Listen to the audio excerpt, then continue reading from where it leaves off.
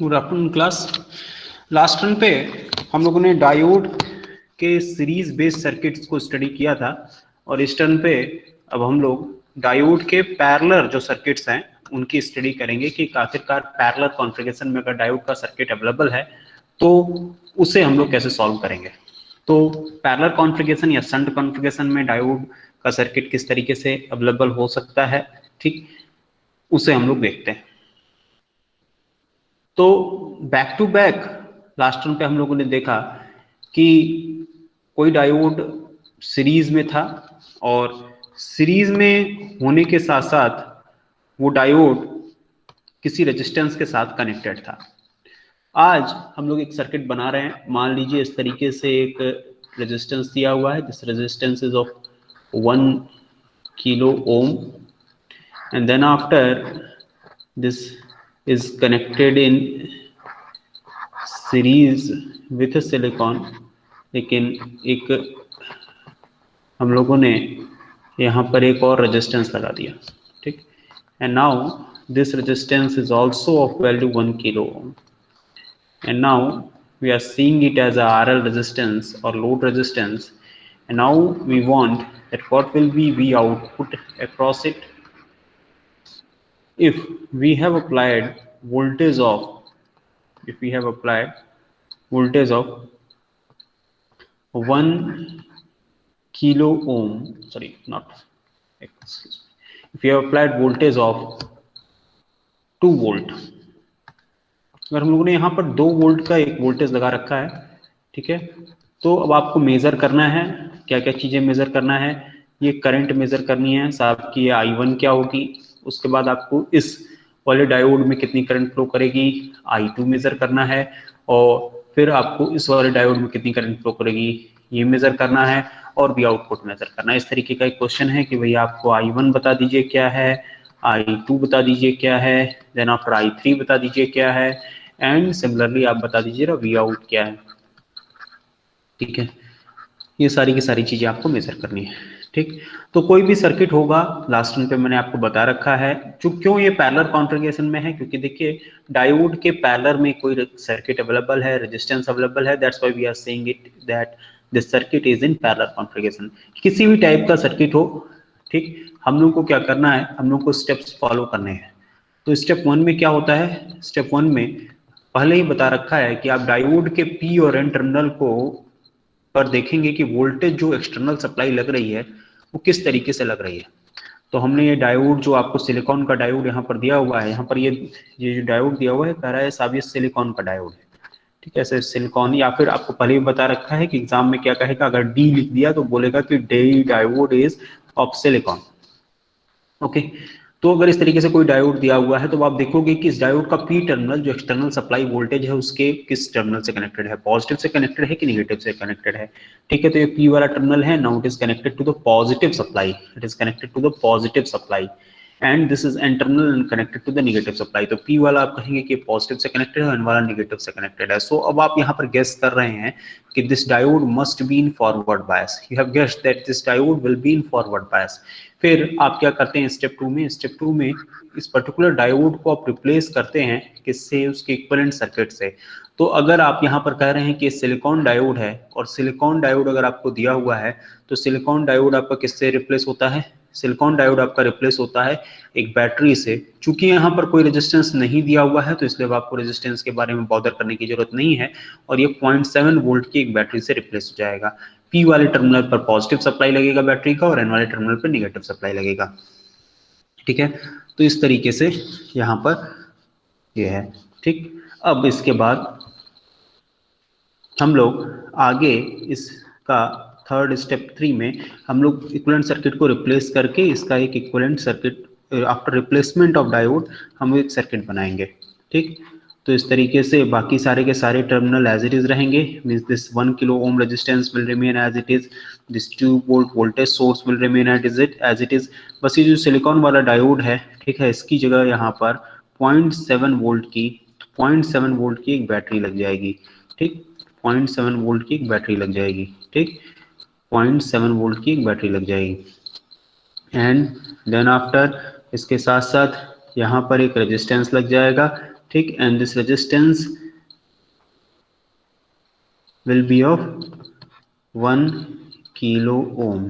ठीक, और यहाँ पर आपका प्लस माइनस भी आउटपुट आपको मेजर करना है, और अलग अलग जो भी करंट आपसे बोल रहा है, जैसे बोल रहा है कि यहाँ पर सर करंट फ्लो कर रही है I1, ठीक, यहाँ पर करंट फ्लो कर रही है I2, और यहाँ पर करंट फ्लो कर रही है I3। तो इस तरीके से सारी की सारी करंट जरा आप मेजर कर दीजिए, आपसे बोल रहा है। ठीक है, अब आपको इस सर्किट को सिंप्लीफाई करना है, तो कैसे सिंप्लीफाई करेंगे इस चीज को देखते हैं। तो डेफिनेटली आपको पता है कि पैरेलल में जो वोल्टेज है, पैरेलल में जो भी वोल्टेज अगर आपने चूज कर लिया, जैसे कि यहाँ पर देखिए अगर इसके अक्रॉस 0.7 वोल्ट है वोल्टेज, ठीक है, तो इसके जितने भी पैरेलल में जो भी वोल्टेज होते हैं वो सेम होते हैं। मतलब इस पॉइंट और इस पॉइंट के बीच का वोल्टेज क्या है, 0.7 वोल्ट। तो ऐसे ही इस पॉइंट और इस पॉइंट के बीच का वोल्टेज, मतलब इस पूरे के पूरे लाइन पर जो वोल्टेज डिफरेंस है वो कितना है, 0.7 वोल्ट का वोल्टेज डिफरेंस है। Okay, so definitely we output will be equal to how much, 0.7 volt. क्यों, क्योंकि पैरेलल में जो वोल्टेज होता है वो सेम होता है।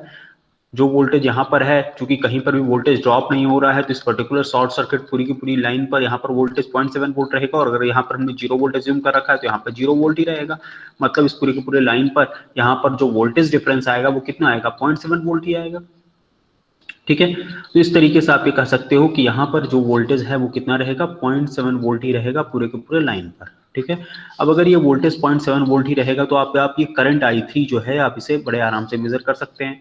I3 इज इक्वल्स टू, बताइए क्या हो जाएगा, I3 will be equal to, ठीक, how much voltage difference is across this resistance, 0.7। So 0.7 और कितना रेजिस्टेंस इसके क्रॉस लगा हुआ है, 1 किलो ओम। तो voltage difference divide by resistance will result current.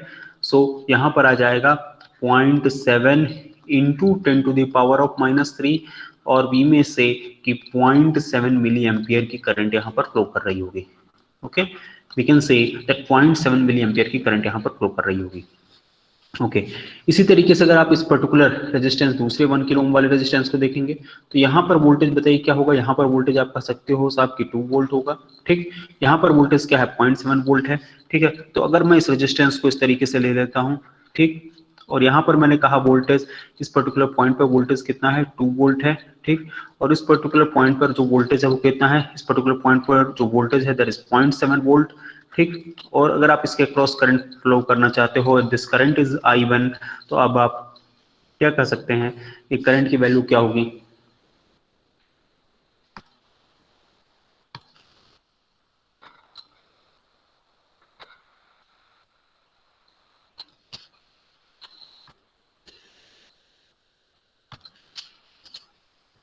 अगर आप यहाँ पर करंट मेजर करना चाहते हो कि करंट की वैल्यू क्या होगी,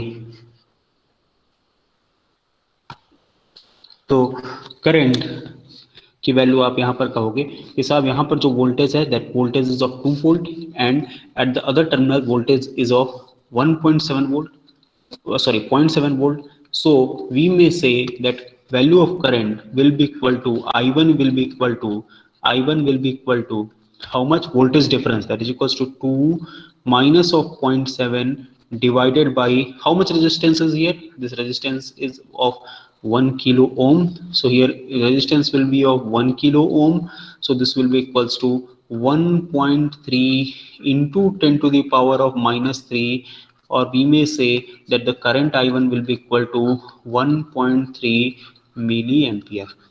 ओके, सो अब आप यहाँ पर कह सकते हो कि ये जो I1 की वैल्यू कितनी होगी, 1.3 मिली एम्पियर होगी। ठीक, अब आपको I2 पता करना है, बाकी सारी चीजें मेजर हो गई, अब आपको I2 पता करना है। तो इस पर्टिकुलर नोड को आप देखिए, इस पर्टिकुलर नोड पे अगर आप KCL लगा देंगे, मान लीजिए इसको मैंने कहा नोड X, ठीक है, तो applying KCL eight node X, applying KCL eight node X, okay, KCL eight node X, eight node x पे अगर आप KCL लगा रहे हैं तो बताइए क्या हो जाएगा। ये देखिए यहाँ पर अगर इस नोड को का डायग्राम मैं फिर से आपके सामने बना देता हूँ, एक यहाँ पर जो करंट फ्लो कर रही है that is equals to I1, ठीक, यहाँ पर जो करंट जा रही है जो बैटरी के क्रॉस जा रही है दैट इज I2, ठीक, और यहाँ पर जो करंट जा रही है, बिकॉज इसके आगे जो करंट जा रही है ये जो करंट I3 है वो कहीं और नहीं जा रही है, दैट इज सेम करंट, ये I3 करंट ही है, सो I3। ठीक, तो KCL किरचॉफ्स करंट लॉ क्या कहता है, Kirchhoff's current law is applied at any node of a circuit. ठीक, at any particular node, total incoming current is equals to total outgoing current, or we may say that at particular node, total flow of या net flow of current is equal to 0, means इस particular node x पर अगर हम लोग KCL लगाएंगे तो total incoming current बताइए कितनी, I1, and total outgoing current क्या है, I2 and I3. So this particular I1 will be equal to I2 plus I3. This I1 will be equal to I2 plus I3. So what was value of हम लोग interested किस में, हम लोग interested है I2 में. So I2 will be equal to I1 minus I3. So this will result I1 की value जरा बताइए कितनी है, 1.3, ठीक है, और minus 0.7 milliampere. So at the result we will get that answer is 0.6 milliampere. Okay, this answer will be 0.6 milliampere. तो इस तरीके से डायोड के पैरेलल कॉन्फ़िगरेशन में मान लीजिए अगर कोई सर्किट है तो इस तरीके से हम लोग रिजल्ट निकाल, ठीक. तो ये एक तरीके का सर्किट हुआ. अब इसी तरीके से मैं एक दूसरा सर्किट लेता हूँ. ओके, एक और एग्जांपल मैं ले रहा हूँ, ठीक है. वो एग्जांपल कुछ इस तरीके का है. ये देखिए यहाँ पर इस तरीके से यहाँ पर अगर बोल दिया है,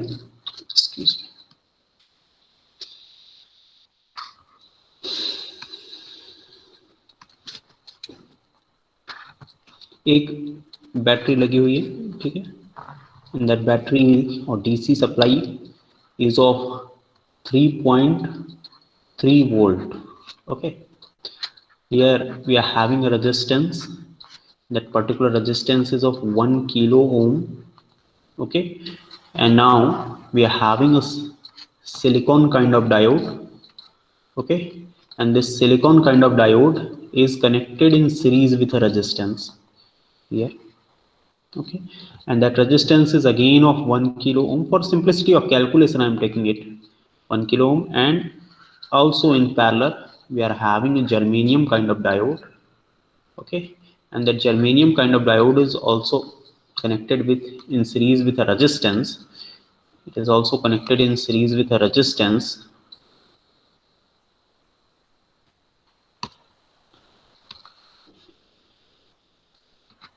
Okay. Same 1 kilo. Okay, so in question it is being asked that find out this particular current I1, the current through germanium, and current output current from supply, and also they are interested in voltage across AB. They are saying that what will be the voltage across VAB.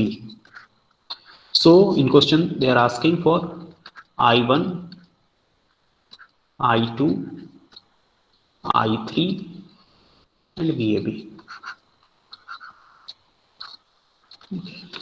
They are asking for all these things.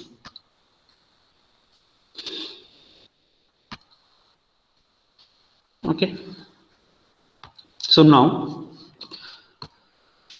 moving further, again the steps will remain same. Steps will remain same means step 1 will be what will be step 1. In step 1 we will be interested that in which configuration, in which biasing these diodes are. So we may say that these diodes are in forward bias or reverse bias. We will predict for it. Here we are having silicon kind of diode. The first diode question में हो सकता है कि वो silicon लिख करके दे या फिर D1 को कहे कि D1 इज सिलिकॉन, ठीक है, and the second one diode is D2, ऐसे कर सकता है D2 इज ऑफ जर्मेनियम, ठीक, इस तरीके से कह सकता है, और यहाँ पर D1 सिलिकॉन कह सकता है, या फिर हो सकता है कि दोनों के दोनों ही सिलिकॉन रहे, ठीक है, दोनों के दोनों सिलिकॉन रख करके भी आप देख सकते हैं, दोनों के दोनों जर्मेनियम रख के देख सकते हैं. There variety of possibilities are here, ठीक है, very you can make different kind of the problems just by changing the diodes. Even you can assume that these diodes are ideal diode and then after again solve these questions. Okay, so इस तरीके से आपको अब आगे मैं पढ़ा रहा हूँ, ठीक. अब स्टेप 1 में क्या हो गया, स्टेप 1 में आप डायोड को प्रेडिक्ट करोगे तो आप देखो इसका जो पी टर्मिनल है सिलिकॉन वाले डायोड का एक ही सप्लाई कनेक्टेड है, that supply is connected to here. So आप यहाँ पर कहोगे this is positive and this is negative. Again आप जर्मेनियम वाले डायोड पर देखो तो जर्मेनियम वाले डायोड में भी कुछ ऐसा ही है, यहाँ पर पॉजिटिव है और यहाँ पर नेगेटिव है, तो आप यहाँ पर कहोगे this is again positive and negative. So you are saying that we are predicting that this particular diode will be in forward bias, and similarly we are again predicting that this particular diode will be also in forward bias.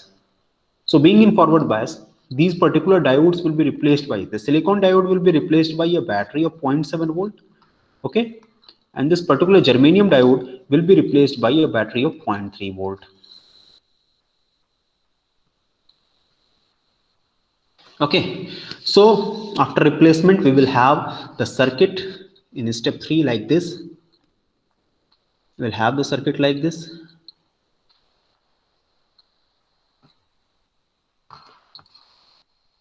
.3 volt, okay.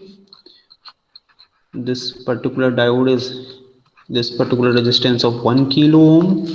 Then after it will be replaced by a voltage of 0.7 volt and in series with a resistance of 1 kilo ohm, okay.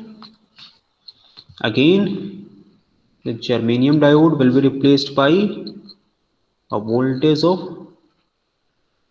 0.3 volt, okay, and a resistance of 1 kilo ohm.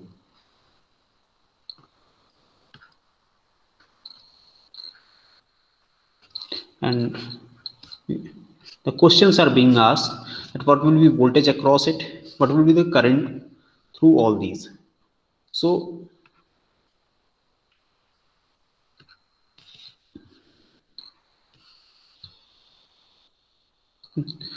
अब हम क्या कर सकते हैं, हम यहाँ पर nodal analysis लगा सकते हैं या फिर केसीएल लगा सकते हैं. तो केसीएल हम लोग यहाँ पर केवीएल लगाते हैं. We will apply Kirchhoff's voltage law या लूप एनालिसिस लगाएंगे. दो टाइप की एनालिसिस होती है, एक नोडल एनालिसिस होती है, एक लूप एनालिसिस होती है, ठीक है. तो नोडल एनालिसिस को लगाते time we will identify to apply the loop analysis.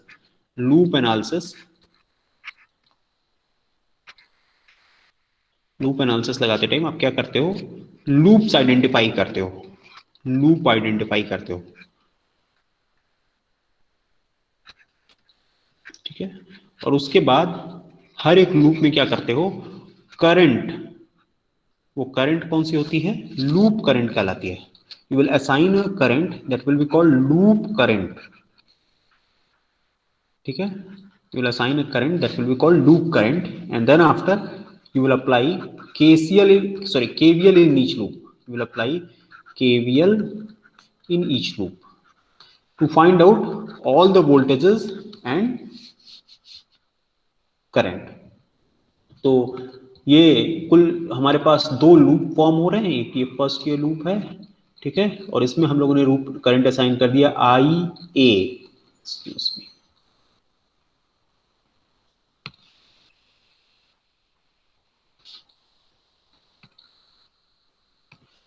हम लोग ने जो करंट इसमें असाइन किया वो असाइन किया IA, ठीक है. और ये वाला लूप जो है इसमें हम लोगों ने करंट असाइन किया IB, ओके.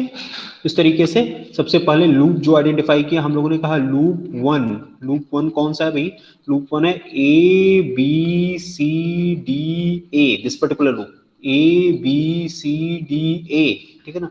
और फिर आपने लूप टू असाइन किया. लूप टू आपने कौन सा आइडेंटिफाई किया हुआ है, लूप टू आइडेंटिफाई किया हुआ है DCEFD,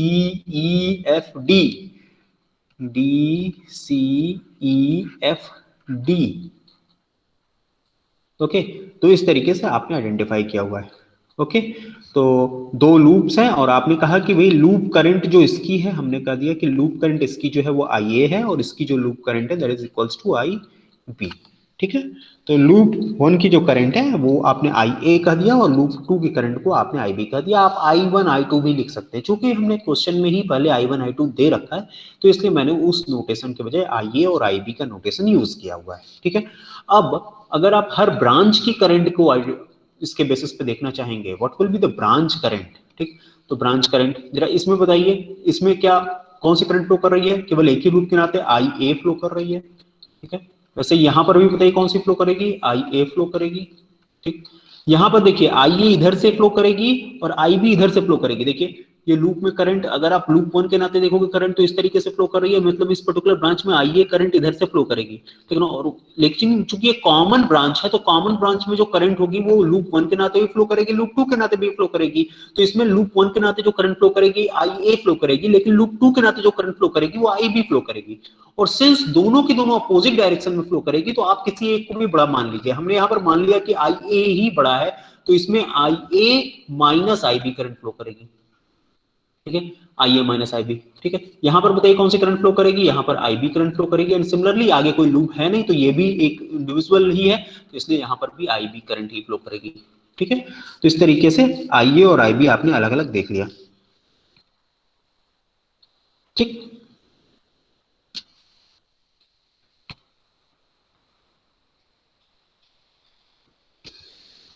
ओके, तो अब हम लोग क्या करते हैं, हम लोग तो स्टेप आपको समझना है। स्टेप 1 में आपने लूप्स आइडेंटिफाई किया, फिर लूप करंट असाइन किया। अब आपने क्या किया कि हर एक लूप करंट के हिसाब से हर एक ब्रांच में करंट क्या फ्लो करेगी। तो आपने कहा कि चूंकि ये इंडिविजुअल लूप है और इंडिविजुअल में केवल इंडिविजुअल ब्रांचेज हैं, तो जो लूप करंट होगी वही ब्रांच करंट होगी। लेकिन चूंकि ये कॉमन ब्रांच है तो कॉमन ब्रांच में जो लूप 1 और लूप 2 दोनों के नाते ही फ्लो करेगी, ठीक है। तो अब जरा मैं इसको देखता हूं, ऊपर वाले सर्किट से जरा मैच करता हूं, तो कौन सी करंट है ये, देखिए आई थ्री की वैल्यू किसके इक्वल है, आई थ्री की वैल्यू आई ए के इक्वल है। तो आप कहोगे आई ए इज इक्वल्स टू क्या है, आई थ्री है साहब। कि अगर आपने आई ए फाइंड आउट कर लिया तो I three we will get, okay. फिर आई वन की वैल्यू जरा बताइए क्या है, आई वन ये जो है, ये जो बीच वाला ब्रांच है उसमें जो करंट फ्लो कर रही है that is equals to I A minus I B, ठीक है। और वैसे ही अगर आप आई बी देखोगे तो आई बी इक्वल टू क्या है, sorry this one is I2, आप इसे I2 एज्यूम कर लीजिए, okay, this one is I2, okay. So I B आप यहाँ पे क्या कहोगे, I B is equals to I2। इस तरीके से आई और आई बी के टर्म्स में आप सारे के सारे वोल्टेजेस और सारे के सारे करंट्स को निकाल सकते हैं, ठीक। तो लूप एनालिसिस उस तरीके के क्वेश्चन में लगाते हैं जहां पर सिंपल सर्किट नहीं रह जाता है, थोड़ा सा सर्किट में एक दो लूप आ जाते हैं। अगर सिंपल एक ही लूप है तब तो इस तरीके से हैवी एनालिसिस करने की जरूरत नहीं है, अदरवाइज क्योंकि आप सिंपली ही उसे सॉल्व कर सकते हैं, ठीक। अब हम लोग क्या करेंगे, लूप 1 में केवीएल लगाएंगे, applying KVL in loop 1, KVL in loop 1 में अब हम केवीएल लगाएंगे, ठीक है। तो लूप 1 में अगर आप केवीएल लगाने जा रहे हैं, ठीक, तो जरा देख लेते हैं कि भाई केवीएल कैसे लगता है। मैंने आपको बताया था कि लूप के अंदर जो नेट निगेटिव से पॉजिटिव वोल्टेज ड्रॉप होगा वो इक्वल होगा पॉजिटिव से निगेटिव वोल्टेज ड्रॉप के, या फिर आप ये कह सकते हैं कि नेट वोल्टेज ड्रॉप जीरो होगा, ठीक। तो मैं ऐसे ही करते आया हूं कि मैं नेगेटिव से पॉजिटिव एक साइड लिखता हूं, फिर पॉजिटिव से नेगेटिव एक साइड लिखता हूं। तो ये देखिए यहां पर जो ये है, ये क्या है, निगेटिव यहां है और पॉजिटिव यहाँ है। करंट जहां से एंटर करती है रेजिस्टेंस में वहां पॉजिटिव होता है, जहां एग्जिट करती है वहां निगेटिव होता है। यहाँ पर देखिए पॉजिटिव होगा और ये निगेटिव होगा। और सिमिलरली यहाँ पर देखिए जो आपने चूंकि यहाँ पर current I A I B मान लिया है तो आई A minus I B current यहाँ पे फ्लो कर रही है, तो इधर से आप यहाँ पॉजिटिव होगा और यहाँ निगेटिव होगा, ठीक है। तो इस तरीके से इस पर्टिकुलर लूप के लिए अगर आप देखोगे तो ये करंट यहाँ पर आ रही है, ठीक है, ओके। इस तरीके से वोल्टेजेस का नोटेशन आ रहा है और करंट इस तरीके से आ रही है, ठीक है ना। फिर से एक बार बता दें, माइनस से प्लस जा रहा है चूंकि यहाँ पर निगेटिव है, यहाँ पर पॉजिटिव है। करंट चूंकि इधर से आई ए फ्लो कर रही है तो जहां से करंट इंटर करती है वहां पॉजिटिव होता है, जहां पर एग्जिट करती है वहां निगेटिव होता है, ठीक। फिर यहाँ पर बैटरी है तो बैटरी में तो जहां पर बड़ा वाला टर्मिनल रहता है that is showing itself higher potential, और जहां पर छोटे वाले टर्मिनल रहता है वहां पर आपको इटसेल्फ वो नेगेटिव टर्मिनल को शो करता है। फिर यहाँ पर देखिए करंट जो है वो आई ए माइनस आई बी इसके अंदर इंटर कर रही है, तो जिस टर्मिनल से जिस पर्टिकुलर पॉइंट से करंट इंटर करती है वो पॉजिटिव टर्मिनल होता है, जिस पर्टिकुलर पॉइंट से करंट एग्जिट करती है वो नेगेटिव टर्मिनल होता है, ठीक है। तो अब loop A B C D A में घूमना हम लोग शुरू करते हैं। लूप ए से लेकर के बी तक गए, ए से लेकर के बी तक गए, तो बताइए हमें क्या मिला, 3.3 मिला, ठीक। वो 3.3 बताइए कैसा मिला, 3.3 हमें मिला कैसा मिला, नेगेटिव से पॉजिटिव मिला या पॉजिटिव से नेगेटिव मिला, ठीक। तो 3.3 जो हमें मिला है वो मिला है नेगेटिव से पॉजिटिव, तो हमने नेगेटिव से पॉजिटिव वाले साइड लग दिया 3.3, ओके। फिर उसके बाद और बताइए यहां पर क्या मिला आपको, आगे गए तो आई ए इंटू 1 किलो मतलब 1 इंटू 10⁻³ आई ए मिला, ठीक। फिर उसके आगे है यहां पर बताइए क्या मिला, पॉजिटिव से निगेटिव फिर से मिला, पॉजिटिव से निगेटिव बताइए क्या मिला, 0.7 मिला। और फिर से क्या मिला, पॉजिटिव से निगेटिव मिला, कितना मिला, आई A minus I B, I A minus I B into 1 into 10⁻³ 1 into 10⁻³। ठीक है, तो मैं थोड़ा सा इसे सिंप्लीफाई कर दे रहा हूं। ठीक है, 0.7 इधर गया और बाकी का इधर रह जाएगा, तो 0.7 इधर जाएगा तो हो जाएगा ये 2.6 is equal to 2 into 10⁻³ I ए, ठीक, माइनस 1 इंटू 10⁻³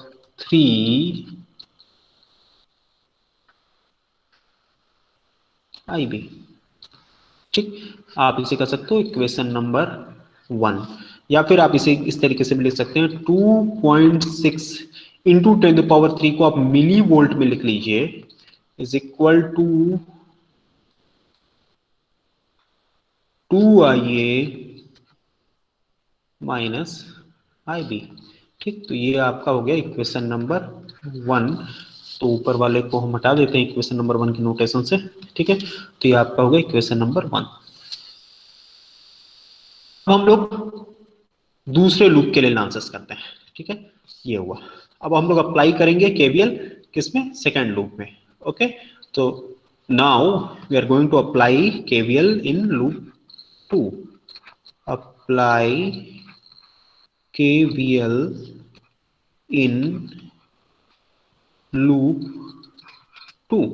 लूप 2 में आप केवीएल अप्लाई कीजिए। ठीक है, तो लूप 2 में आप केवीएल अप्लाई करेंगे तो फिर से वही वोल्टेजेस होंगे कि जितना माइनस से प्लस जाएगा उतना ही वोल्टेज प्लस से माइनस भी ड्रॉप होगा। So voltage drop, net voltage drop in any loop will remain same. ठीक है, तो ये माइनस से प्लस आप क्या जा रहे हो, 1 kilo 1 into 10⁻³ I A minus I B. ठीक है, फिर माइनस से प्लस कितना जा रहा हूं, 0.7, ये भी माइनस से प्लस ही जा रहे हैं, 0.7।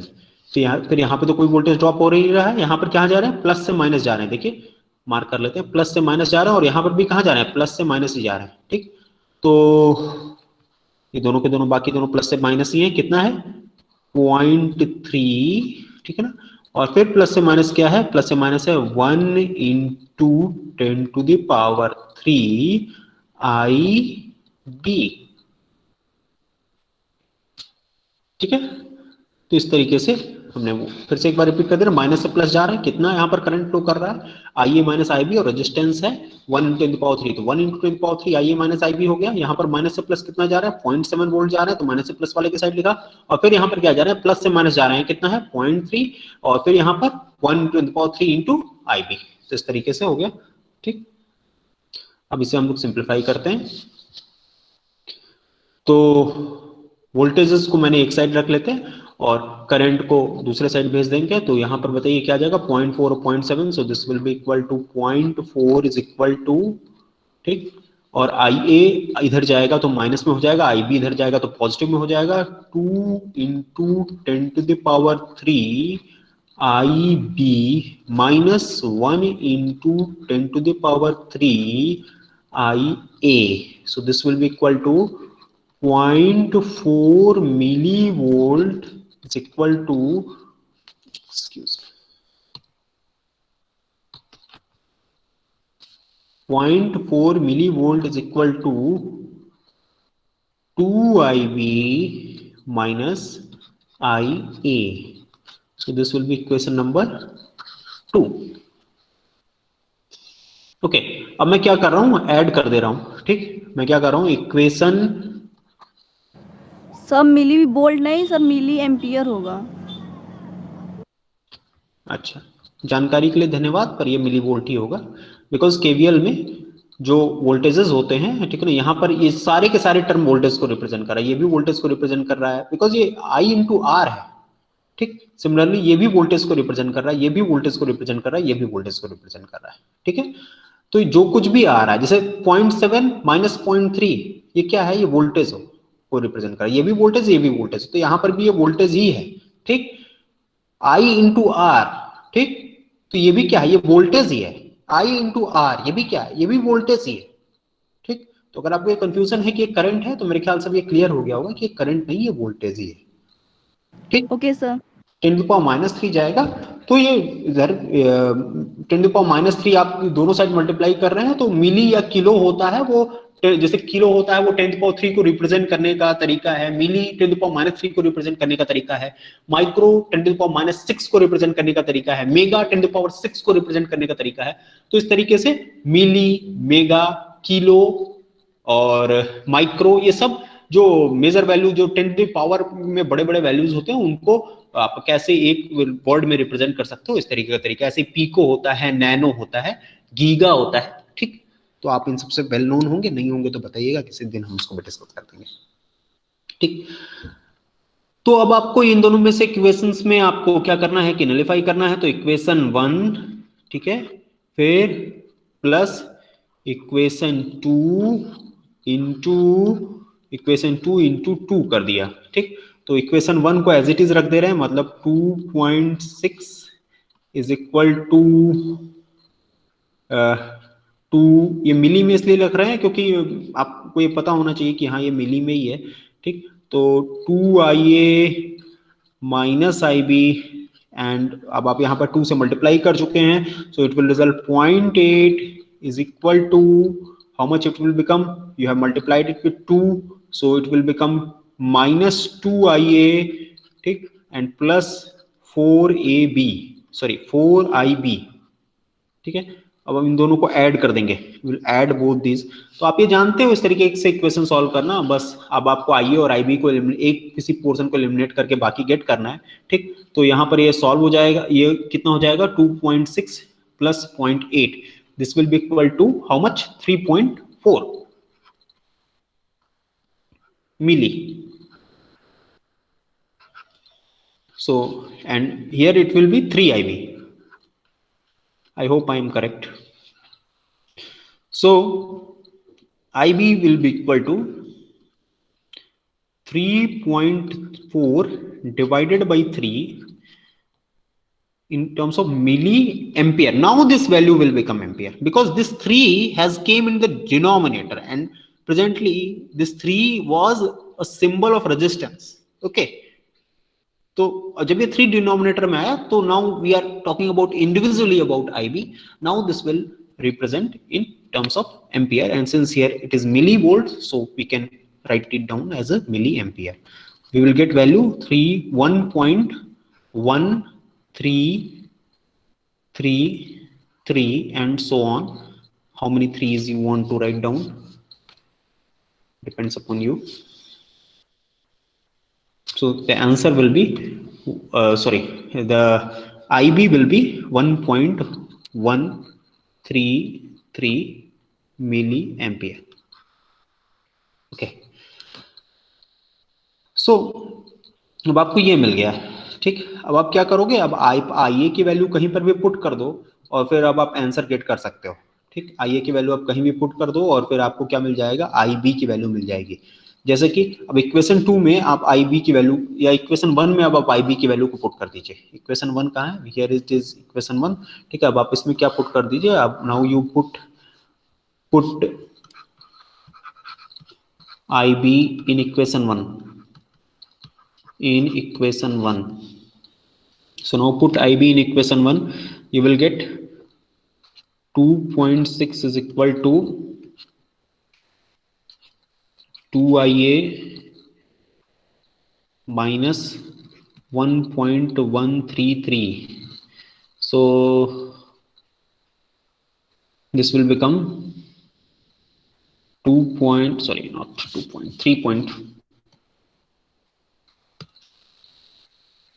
this will become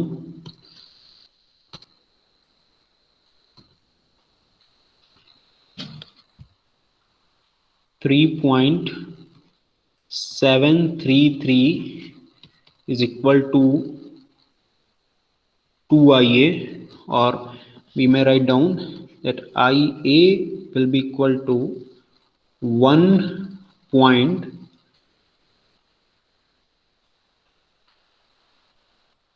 866 milliampere. So IB is equals to 1.33 milliampere and IA is equals to 1.866 milliampere.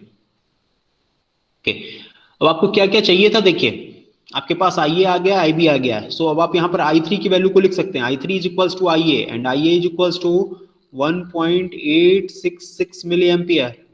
Okay, I2 आपको चाहिए था, I2 is equals to IB है, that is equals to 1.133 milliampere, and this particular value I1 will be equals to subtraction of both these quantities, and subtraction of both these quantities will be equal to 0.733 milliampere. Okay, तो इस तरीके से आपको I1, I2, I3 सारे के सारे values मिल गए. ठीक है, अब आपको क्या चाहिए, VAB चाहिए. ठीक, now you are interested in VAB. तो VAB मतलब voltage across these two terminals. तो उसको जरा मेजर करते हैं कि voltage across these two terminals क्या होगा. तो मैं वो जो ये जो दोनों टर्मिनल है मैं इसे बाकायदा यहाँ पर बना ले रहा हूँ. ठीक, ताकि हम लोग फिर से कैलकुलेट कर पाए. Here is a voltage source of 0.3 volt and a resistance of 1 kilo ओम, और जो करंट फ्लो कर रही है आप देखिए इसमें कितनी करंट फ्लो कर रही है, IB that is equals to 1.133. यहाँ पे जो करंट फ्लो कर रही है that is equals to 1.133 ampere milli ampere current is flowing through it, 1.133 milli ampere. Okay, so आप यहाँ पर लिख सकते हो जो करंट यहाँ पर फ्लो कर रही है that is equals to IB and that is equals to 1.133 milli ampere. Okay, ऐसा ही नहीं है, इसके पैरेलल में भी एक और सर्किट है, तो चाहे आप इस पे मेजर करिए या फिर इसके पैरेलल वाले सर्किट पे मेजर करिए, वोल्टेजेस आपको सेम मिलेंगे, बिकॉज पैरेलल पे जो वोल्टेज आता है वो क्या होता है, सेम आता है. ठीक है, तो दोनों पर ही मैं मेजर करके दिखा दे रहा हूं, आपको भी ये सेटिस्फैक्शन हो जाएगा कि नहीं पैरेलल पे वोल्टेज सेम आता है और आपने जो वैल्यूज कैलकुलेट की हुई हैं वो सही है.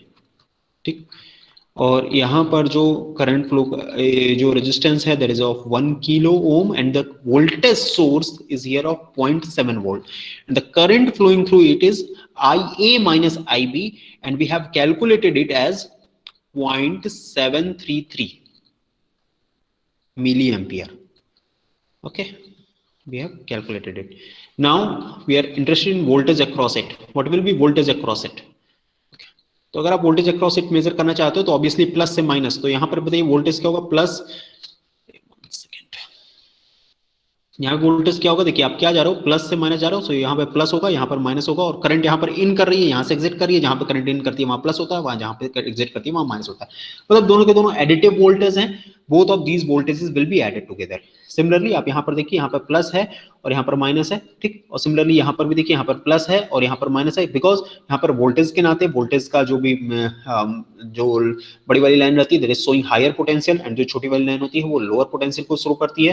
ठीक, एंड यहाँ पर पॉजिटिव और negative means current entering from the positive terminal and will exit from the other terminal. तो किसी भी आप इसके क्रॉस लगा लीजिए, VAB आपको पता करना है, you have to find out VAB.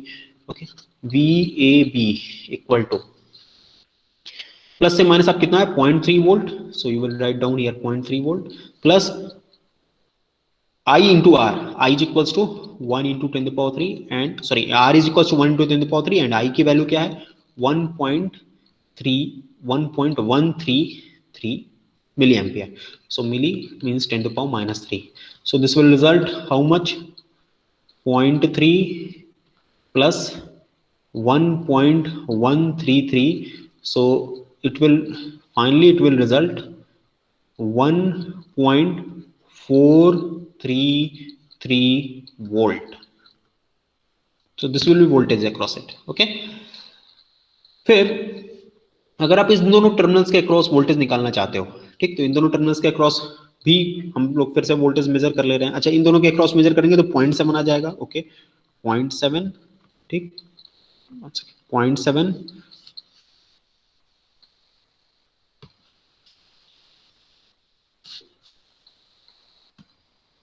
So here it is 0.7.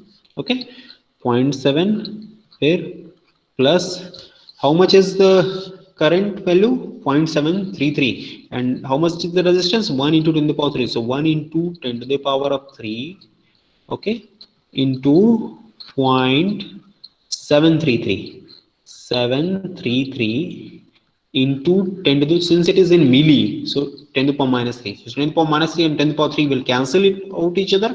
This will become 0.7 plus 0.733, and at the end it will result 1.433 volt.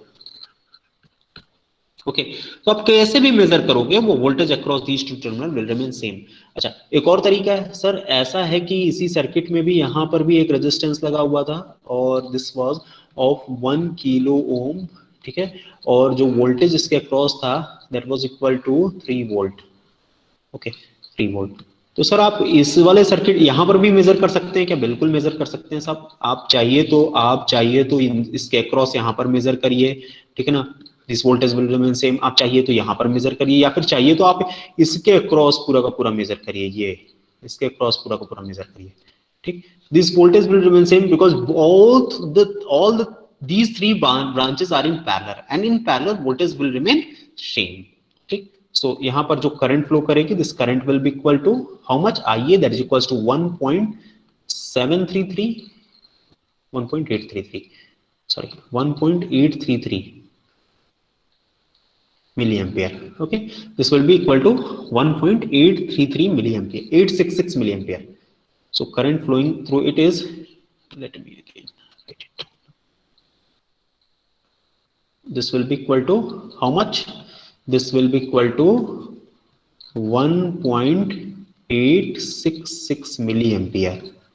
Okay, तो अगर अब आप यहाँ से प्लस एंड माइनस मेजर करना चाहते हैं तो यहाँ पर देखिए क्या होगा, ये प्लस माइनस होगा, लेकिन करंट अगर यहाँ से एंटर करेगी तो यहाँ पे पॉजिटिव होगा और यहाँ पर निगेटिव होगा, ठीक। तो अगर आप इसके क्रॉस VAB पता करना चाहते हो तो VAB इक्वल टू, देखिए ये तो पॉजिटिव से निगेटिव जा रहा है तो ये 3 होगा, लेकिन ये वाला किधर जा रहा है? निगेटिव से पॉजिटिव जा रहा है। अगर आप इधर से मेजर करोगे तो ये निगेटिव से पॉजिटिव जाएगा, ठीक। तो निगेटिव से पॉजिटिव जाएगा, ये पॉजिटिव से निगेटिव जाएगा, तो पॉजिटिव से निगेटिव वाला ज्यादा डोमिनेट करेगा, ठीक है। निगेटिव से पॉजिटिव वाला कम डोमिनेट करेगा, या फिर ये आप कह सकते हो कि ये पॉजिटिव से निगेटिव वाला अपोज करेगा निगेटिव से पॉजिटिव वाले को। तो चूंकि आप ऐसे ही मेजर कर रहे हो, पॉजिटिव से निगेटिव मेजर कर रहे हो, तो यहाँ पे जो पॉजिटिव से निगेटिव है उसको पॉजिटिव साइन के साथ लिख देते हैं, जैसे यहाँ पर मैंने +3 में लिख दिया, और चूंकि निगेटिव से पॉजिटिव वाला इस पॉजिटिव से निगेटिव के अपोजिट में है तो उसको माइनस में लिख देते हैं, minus into 1.866 into 10 to the power minus 3 into 1 into 10 to the power of 3. So this will become 3 minus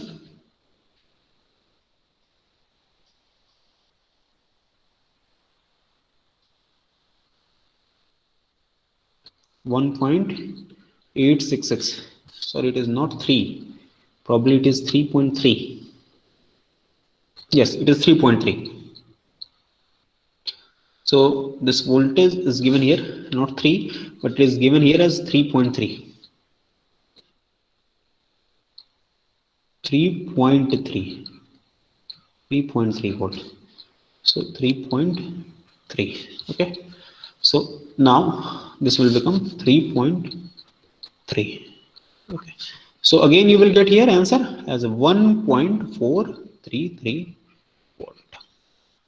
So किसी भी तरीके से आप मेजर करोगे आंसर आपका सेम आएगा। तो इस तरीके से आपको डायोड के पैरेलल कॉन्फ़िगरेशन में आपको 2 सर्किट अभी करके दिखाया, ठीक।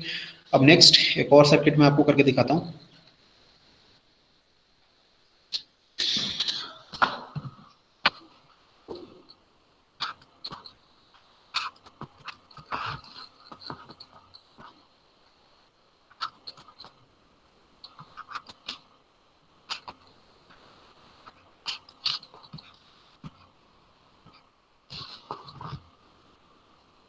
One kilo ohm resistance is here.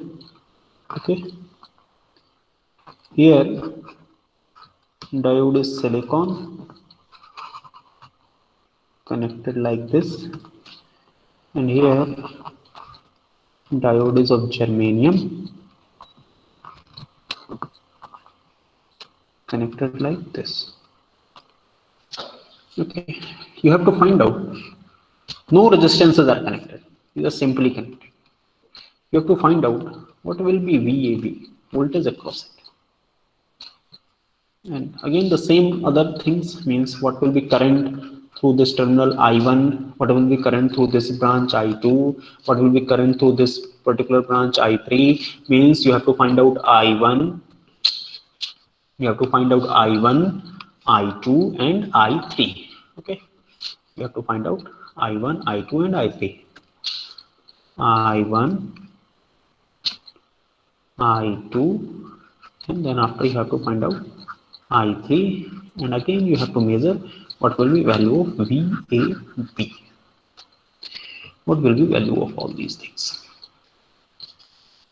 Okay, so again we have to start with those steps which I have already told you. Step 1. What is step 1? We will predict that in which particular configuration diode will be.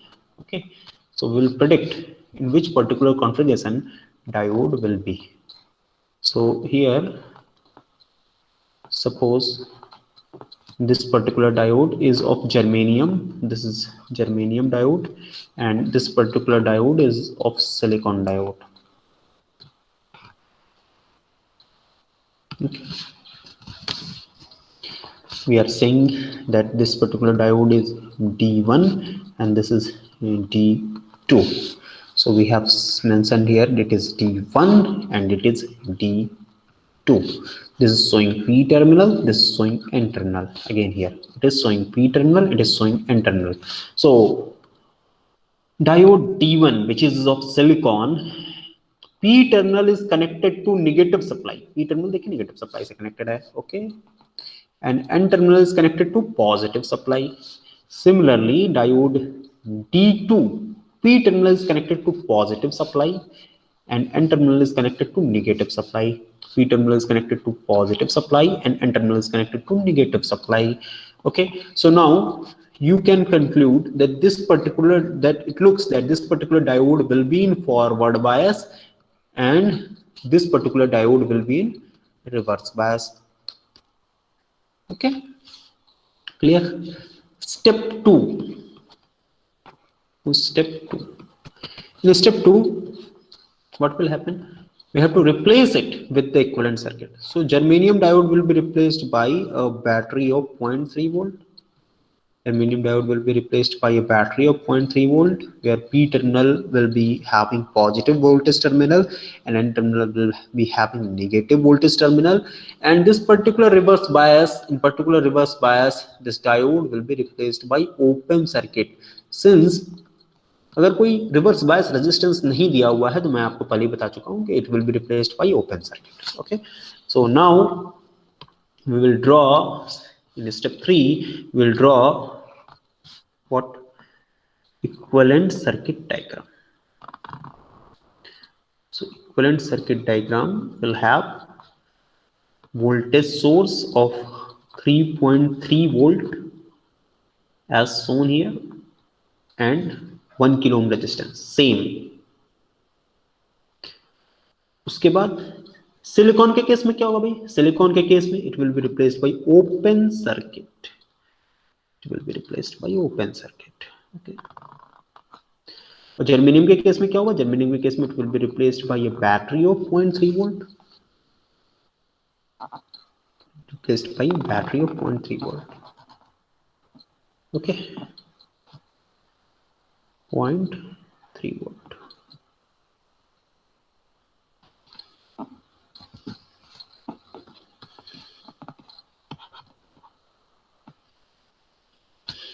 तो आपको major करना है अलग अलग values. जैसे कि क्या major करना है साहब? आपको I1 मेजर करना है. ओके, I1 आपको मेजर करना है. और क्या मेजर करना है? I2 तो आप बता सकते हो I2 will be equal to 0 and फिर आपको I3 मेजर करना है. तो यहाँ से आप कुछ चीजें तो देख के बता ही सकते हो. सर्किट को देखते ही आप बता रहे हो कि सर ये प्लस से माइनस वही बैटरी लगी हुई है, means VAB will be equal to 0.3 volt. No doubt about it. Okay, I2 की वैल्यू बताइए क्या हो जाएगी, I2 की वैल्यू तो सर 0 हो जाएगी। और बताइए जरा क्या होगा कि सर ये I1 की वैल्यू जो होगी ना वो I3 की इक्वल होगी, क्योंकि अगर आप KCL लगाएंगे तो जो इनकमिंग करंट होती है वही आउटगोइंग करंट होती है। ये करंट तो ऑलरेडी 0 हो गई है, तो I1 will be equal to I3, ठीक है ना, सेम करंट विल फ्लो। तो कितनी करंट फ्लो करेगी उसको पता कर लेते हैं सर। ओके, तो इस पर्टिकुलर ये रेजिस्टेंस मैंने बना लिया। ओके, ये रेजिस्टेंस मैंने बना लिया 1 किलो ओम का। ठीक, इस पर्टिकुलर टर्मिनल पे देखिए वोल्टेज क्या है, 3.3 वोल्ट।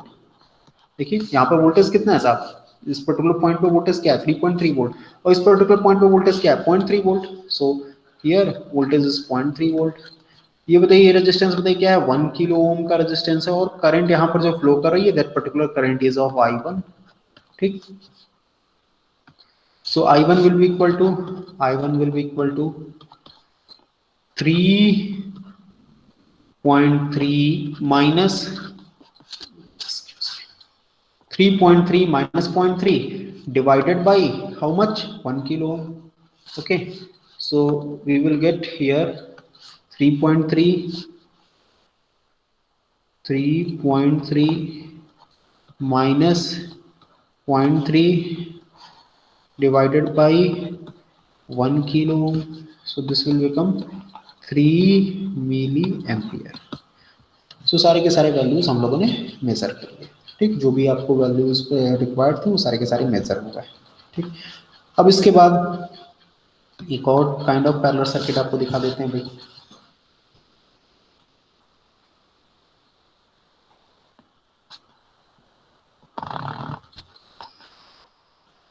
अगेन जो वोल्टेज सोर्सेज ऑफ 3.3 वोल्ट, कोई भी वोल्टेज कितनी भी वैल्यू का हो सकता है, ऐसा नहीं है कि 3.3 ही हर क्वेश्चन में रहेगा। ठीक, हो सकता है ना ही रहे 3.3।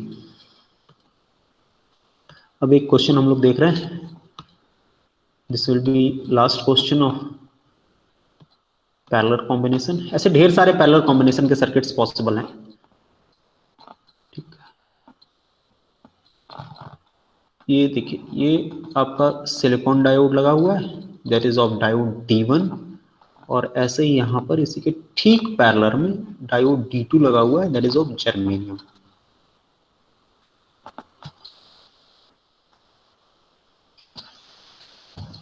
ठीक, आप इसे कह दिए कि सर ये तो डायोड D1 है और this particular diode is D2। सो क्या होगा, इस चीज को देखते हैं। ठीक, इसमें फिर वही सारी चीजें मैं पूछ रहा हूँ कि ऐसा साहब कि आप जरा बता दीजिए कि ये जो वोल्ट, ये जो करंट यहाँ पर फ्लो करेगी, मैंने कहा सर ये करंट I1 फ्लो करेगी, जरा I1 बता दीजिए। सर इसके क्रॉस जो करंट फ्लो करेगी दैट विल बी I2 मुझे बता दीजिए। इसके क्रॉस जो करंट फ्लो करेगी दैट विल बी I3 मुझे बता दीजिए। ऐसे ही प्लस माइनस आप जरा VAB बता दीजिए क्या होगा। ठीक है, अगर मैंने कहा कि ये टर्मिनल A है, ये टर्मिनल B है, जरा VAB मुझे बता दीजिए। ठीक, ये सारी चीज आपको मेजर करनी है। तो इसमें सबसे पहले आप कहोगे सर स्टेप 1 लगा लेते हैं। स्टेप वन में क्या होगा साहब, स्टेप 1 में हमने कहा कि साहब ये सिलिकॉन वाला डायोड है। ओके, ये सिलिकॉन वाला डायोड है, ये देखिए ये सिलिकॉन वाला डायोड है। ओके, सिलिकॉन वाला डायोड है, उसे हमने कहा डायोड D1। मैंने कहा कि सर ये इसका पी टर्मिनल है और इसका एन टर्मिनल है। ठीक है, और ऐसे ही आपका जर्मेनियम वाला भी डायोड है, जर्मेनियम वाला डायोड इस तरीके से दिया हुआ है। ठीक, अब आप यहाँ पर क्या करेंगे, पी टर्मिनल है और एन टर्मिनल है। ठीक, ये हो गया डायोड D2, और ये कौन सा डायोड है, जर्मेनियम वाला डायोड है। ठीक, आप कहोगे सर पी वाला टर्मिनल तो बैटरी के देखिए पॉजिटिव टर्मिनल से लगभग कनेक्टेड है, एन वाला टर्मिनल नेगेटिव टर्मिनल से कनेक्टेड है। ऐसे ही यहाँ पर जर्मेनियम वाले में भी ये पी वाला पॉजिटिव से कनेक्टेड है और एन वाला नेगेटिव से कनेक्टेड है। मतलब पी वाला पॉजिटिव से कनेक्टेड है, एन वाला नेगेटिव से कनेक्टेड है। ऐसे यहाँ पर भी पी वाला पॉजिटिव से कनेक्टेड, एन वाला नेगेटिव से कनेक्टेड है। ठीक है, तो this particular diode will be replaced bye battery of 0.7 volt. Okay, and this particular diode will be replaced by a battery of 0.3 volt. Okay,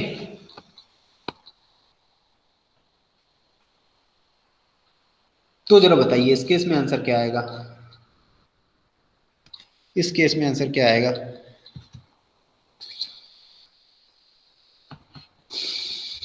ठीक, तो अब स्टेप 2 में आपका हो गया कि ये बैटरी से रिप्लेस हो जाएगा। ठीक, अब हम लोग क्या करते हैं, इसे रिप्लेस करके सर्किट बनाते हैं।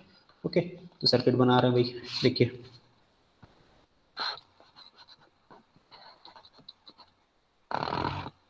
how much voltage? 3.3 volt. Okay, this resistance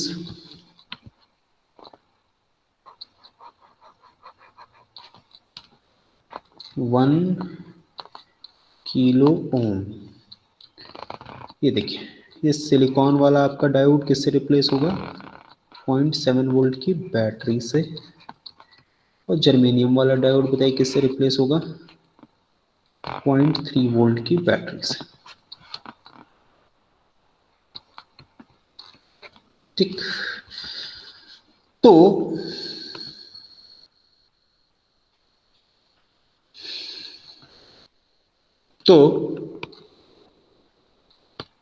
अब करंट क्या फ्लो करेगी इसमें, इस चीज को देखना है। I1 I2 I3 क्या होगी, VAB क्या होगी, VAB क्या ले लें, voltage across this particular terminal, these two terminal क्या ले लें, 0.3 ले लें कि 0.7 ले लें? आपको तो पता है कि पैरेलल ब्रांचेज में वोल्टेज सेम होता है, लेकिन यहां पर तो वोल्टेज डिफरेंट डिफरेंट दिख रहा है। How it is possible? क्या पॉसिबल है? ये तो कतई पॉसिबल नहीं है साहब कि पैरेलल में वोल्टेज डिफरेंट हो जाए, ये तो पॉसिबल नहीं है। ठीक, इसका मतलब कहीं हम लोगों ने कुछ मिस्टेक कर दिया है। ठीक, तो जैसे ही आप इसका इक्विवेलेंट सर्किट बनाएंगे और आप सर्किट को एनालिसिस करने जाएंगे तो आपने देखा कि सर VAB के लिए तो हमारे पास दो ऑप्शन आ रहा है, एक 0.3 वोल्ट आ रहा है, दूसरा 0.7 वोल्ट आ रहा है। तो इसमें से कौन सा लेना है ये अब समझ में ही नहीं आ रहा है। ठीक है,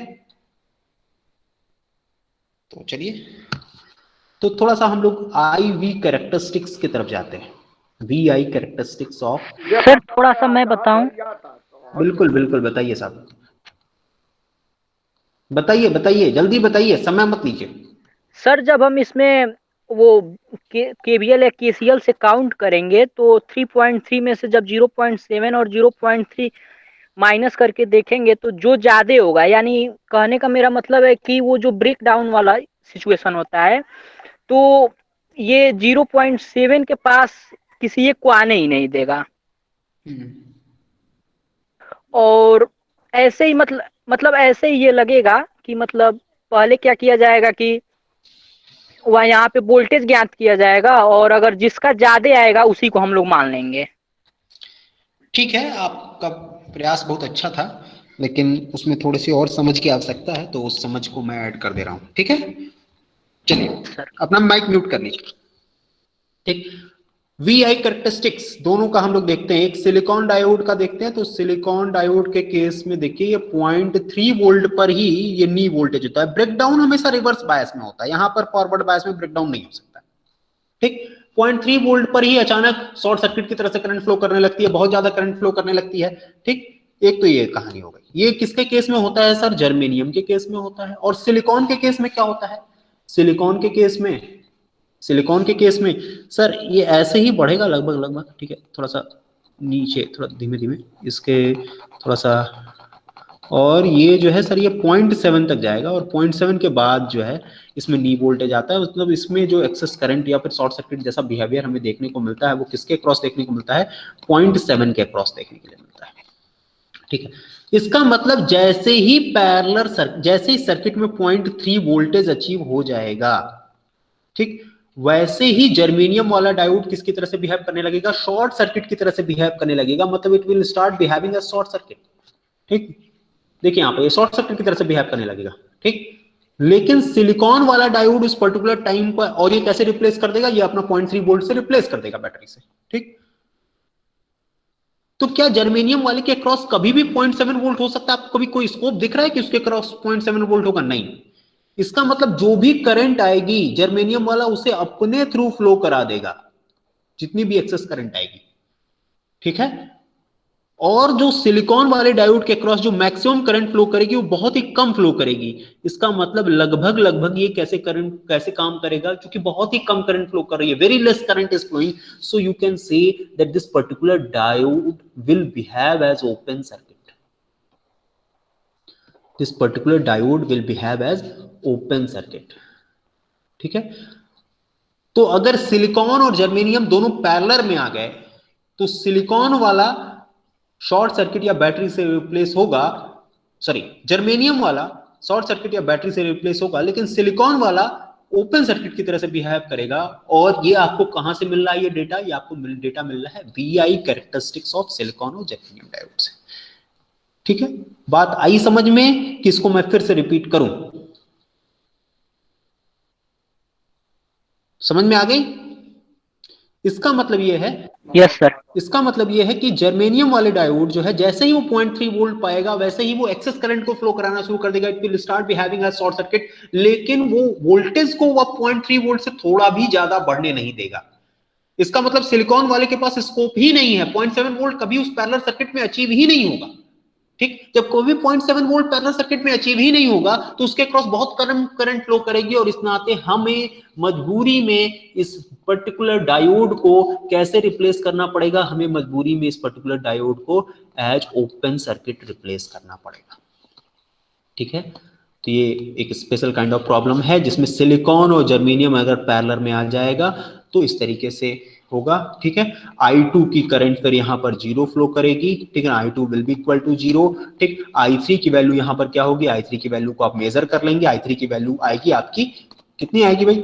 I3 is equals to I1 is equals to, फिर से कितनी आ जाएगी? 3 मिली एम्पियर आ जाएगी। और VAB की वैल्यू कितनी हो जाएगी? 0.3 वोल्ट हो जाएगी।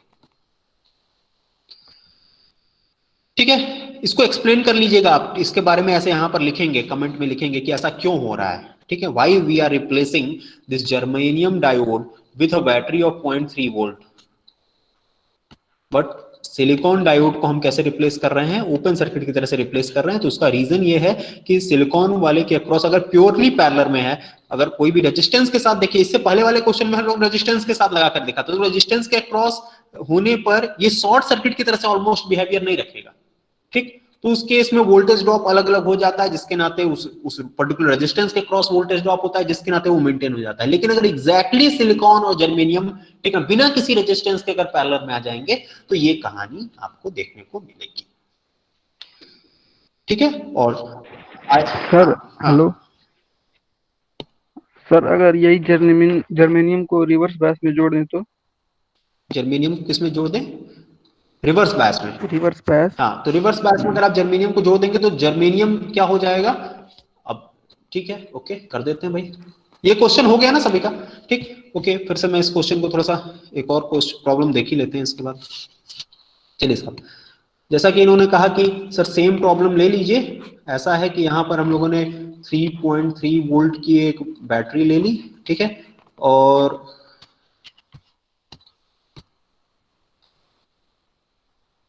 3.3 वोल्ट की एक बैटरी ले ली। ठीक, और यहाँ पर 1 किलो ओम का हम लोगों ने एक रेजिस्टेंस ले लिया। ठीक, अब ये कह रहे हैं कि साहब सिलिकॉन वाले को तो इसी तरीके से रहने दीजिए, लेकिन जर्मेनियम वाले को आप क्या कर दीजिए? उलट दीजिए। क्यों साहब, यही तो आप कह रहे हैं, जर्मेनियम वाले को ऐसे कर दीजिए। ठीक है, हो जाएगा सर, वो ओपन सर्किट हो जाएगा। तो ये अपने आप अब ओपन सर्किट हो जाएगा। स्टेप 1 में ही आपको ये ओपन सर्किट मिल जाएगा।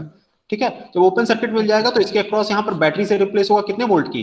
0.7 वोल्ट की बैटरी से रिप्लेस होगा। बाकी आप सॉल्व कर सकते हैं, समझदार हो चुके हैं।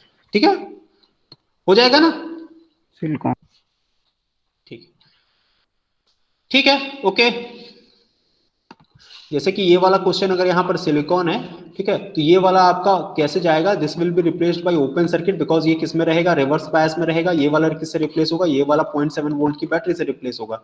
ठीक है, 0.7 वोल्ट की बैटरी से रिप्लेस होगा। इसका मतलब जो नेट सर्किट हमें देखने को मिलेगा वो कुछ इस तरीके का मिलेगा। नेट सर्किट जो हमें देखने को मिलेगा दैट विल बी 3.3 वोल्ट, फिर यहाँ पर हो जाएगा 1 किलो ओम का resistance. This will be a battery of 0.7 volt and this particular germanium diode will be replaced by open circuit.